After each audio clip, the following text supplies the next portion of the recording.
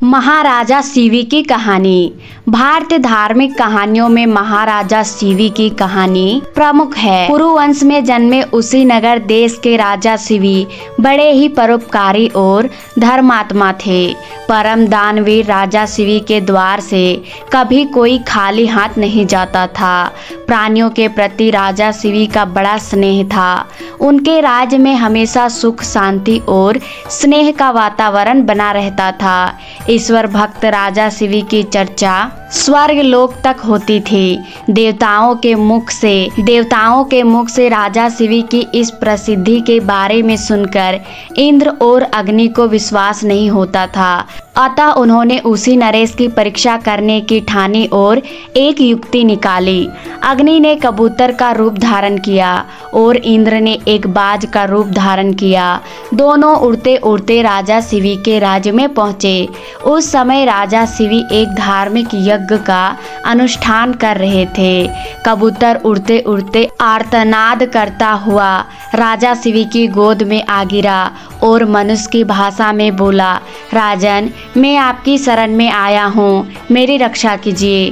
थोड़ी ही देर में कबूतर के पीछे पीछे बाज भी वहाँ आ पहुँचा और बोला, राजन, निसंदेह आप धर्मात्मा और परोपकारी राजा है। आप कृतघ्न को धन से, झूठ को सत्य से, निर्दयी को क्षमा से और क्रूर को साधुता से जीत लेते हैं। इसीलिए आपका कोई शत्रु नहीं है। इसीलिए आप अजात शत्रु नाम से प्रसिद्ध है। आप अपकार करने वाले का भी उपकार करते हैं। आप दोष खोजने वालों में भी गुण खोजते हैं। ऐसे महान होकर आप यह क्या कर रहे हैं? मैं दुखसु से व्याकुल हूँ। मैं भूख से व्याकुल होकर भोजन की तलाश में भटक रहा था। तभी संयोग से मुझे यह पक्षी मिला और आप इसे शरण दे रहे हैं। यह आप अधर्म कर रहे हैं। कृपया करके यह कबूतर मुझे दे दीजिए। यह मेरा भोजन है। इतने में कबूतर बोला, शरणार्थी की प्राण रक्षा करना आपका धर्म है। अतः आप इस बाज की बात कभी मत मानिए। यह दुष्ट बाज मुझे मार डालेगा। दोनों की बात सुनकर राजा शिवी बाज से बोले, हे बाज, यह कबूतर तुम्हारे भय से भयभीत होकर मेरी शरण में आया है। अतः यह मेरा शरणार्थी है। मैं अपनी शरण आए शरणार्थी का त्याग कैसे कर सकता हूँ? जो मनुष्य भय, लोभ, ईर्ष्या, लज्जा या द्वेष से शरणागत की रक्षा नहीं करते या उसे त्याग देते हैं, उन्हें ब्रह्म हत्या के समान पाप लगता है। सभी जीवों को अपने प्राण प्रिय होते हैं। समर्थ और बुद्धिमान मनुष्यों को चाहिए कि असमर्थ व मृत्यु भय से भयभीत जीवों की रक्षा करे। अतः हे बाज, मृत्यु के भय से भयभीत यह कबूतर मैं तुझे नहीं दे सकता। इसके बदले तुम जो चाहो खाने के लिए मांग सकते हो। मैं तुझे वह अभीष्ट वस्तु देने को तैयार हूँ। तब बाज बोला, हे राजन, मैं भूख से पीड़ित हूँ। आप तो जानते ही हैं, भोजन से ही जीव उत्पन्न होता है और बढ़ता है। यदि मैं क्षुधा से मरता हूँ तो मेरे बच्चे भी मर जाएंगे। आपके एक कबूतर को बचाने से कई जीवों के प्राण जाने की संभावना है। हे राजन, आप ऐसे कैसे धर्म का अनुसरण कर रहे हैं जो अधर्म को जन्म देने वाला है? बुद्धिमान मनुष्य उसी धर्म का अनुसरण करते हैं जो दूसरे धर्म का हनन न करे। आप अपने विवेक के तराजू से तौलिए और जो धर्म आपको अभीष्ट हो वह मुझे बताइए। राजा शिवी बोले, हे बाज, भय से व्याकुल हुए शरणार्थी की रक्षा करने से बढ़कर कोई धर्म नहीं होता। जो मनुष्य दया और करुणा से द्रवित होकर जीवों को अभयदान देता है, वह देह छूटने पर सभी प्रकार के भय से मुक्त हो जाता है। धन, वस्त्र, गो और बड़े बड़े यज्ञों का फल यथा समय नष्ट हो जाता है, किंतु भयाकुल प्राणी को दिया अभयदान कभी नष्ट नहीं होता। अतः मैं अपने संपूर्ण राज्य और इस देह का त्याग कर सकता हूँ, परंतु इस भयाकुल पक्षी को नहीं छोड़ सकता। हे बाज, तुझे आहार ही अभिष्ट है, सो जो चाहो सो आहार के लिए मांग लो।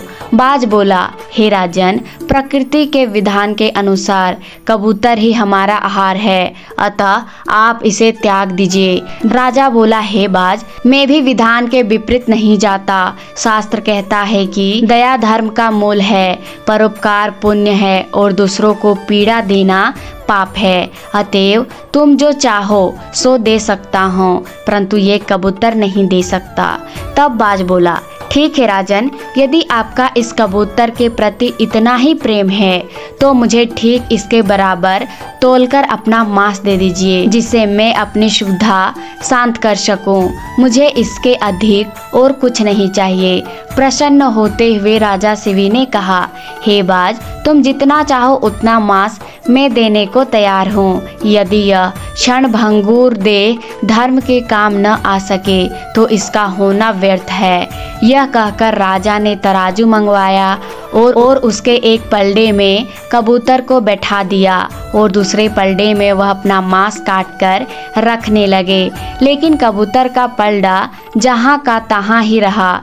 तब अंत में राजा शिवी स्वयं उस पलड़े में बैठ गए और बोले, हे बाज, ये लो, मैं तुम्हारा आहार तुम्हारे सामने बैठा हूँ। इतने में आकाश से पुष्प वर्षा होने लगी, मृदंग बजने लगे। स्वयं भगवान अपने भक्त के इस अपूर्व त्याग को देखकर प्रसन्न हो रहे थे। यह देखकर राजा शिवी विस्मय से सोचने लगे कि इस सब का क्या कारण हो सकता है। इतने में वह दोनों पक्षी अंतर्ध्यान हो गए और अपने असली रूप में प्रकट हो गए। इंद्र ने कहा, हे राजन, आपके जैसा धर्मपरायण और त्यागी मैंने कभी नहीं देखा। मैं इंद्र हूँ जो बाज बना था और ये अग्निदेव है जो कबूतर बने थे। हम दोनों तुम्हारे त्याग की परीक्षा लेने आए थे। हे राजन, ऐसे मनुष्य विरले ही होते हैं जो दूसरों के उपकार के लिए अपने प्राणों का भी मोह न करे। ऐसा मनुष्य उस लोक को जाता है जहाँ से फिर लौटना नहीं पड़ता है। अपना पेट पालने के लिए तो पशु भी जीते हैं, किंतु अभिनंद्य तो वही मनुष्य है जो दूसरे के हित के लिए जीता है। इतना कहकर इंद्र और अग्निदेव स्वर्ग लोक चले गए। राजा शिवी ने अपना यज्ञ पूरा किया और कई वर्षों तक पृथ्वी का राज भोगने के बाद परम पद को प्राप्त हो गए।